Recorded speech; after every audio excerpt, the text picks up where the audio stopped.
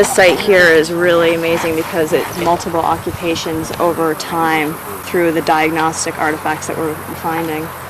And diagnostic meaning dating to a certain time period in Vermont's prehistory. And this feature is so exciting because we're able to have charcoal that we're going to be able to date, hopefully radiocarbonly, and be able to put exact date on it. What Glenn is doing is clearing off the AP, so we're going to take a photo to see if there's actually any features or anything that we can identify, like the one that we found in the eastern 2x2. And in this 2x2 unit, we're finding pieces of pottery, flakes of exotic materials and local materials of lithic sources, projectile point frags, hammer stones.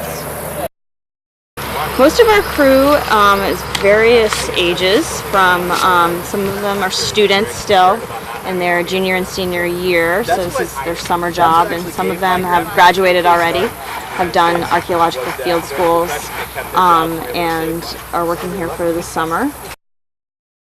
What the process is they excavate out the soil and screen it, and then because the soil is so loamy and it sticks to the gravel, we've come up with this system where we put it in these metal sieves, 1/8-inch metal sieves, and they put it on buckets and are able to water screen off the dirt and put it back in the screen to pick out the artifacts. Jeremy had put the soil that he had water screened back into the screen, and Mark's re-screening it to look for artifacts.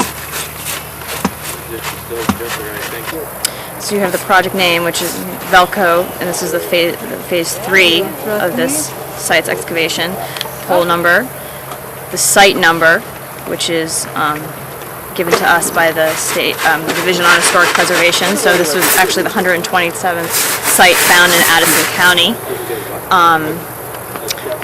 This is the unit coordinates, so our horizontal coordinates that we've chosen, and the quad, the sub-quad of a 1x1 meter unit. So this is the northwest 50 by 50 centimeter quad of this north 500 east 495 unit.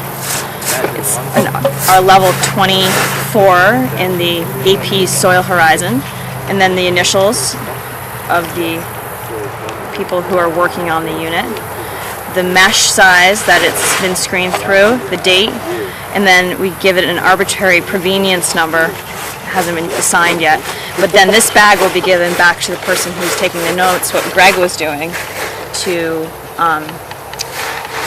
go through the artifacts and label what the artifacts are on the bag, and then this bag will be taken back to the lab where we'll wash the artifacts and then reanalyze them. Unlike a lot of sites that we find in the state, different kinds of material that were being utilized here within this site, like quartzite flakes and quartz flakes and chert flakes, as well as we've been finding some possible felsite and some jasper flakes. Every day we set up the transit, so we have an exact datum where we can measure down from the exact 10 centimeter levels, so we're able to reconstruct the site in terms of 10 centimeter levels, and as well as horizontally across the site. So each one of these blocks, grid system is set on top of it with a piece of graphic. So we have vertical and horizontal levels, and each of those levels gets a provenience. So each artifact comes from a certain vertical and horizontal level on the whole, within the whole site.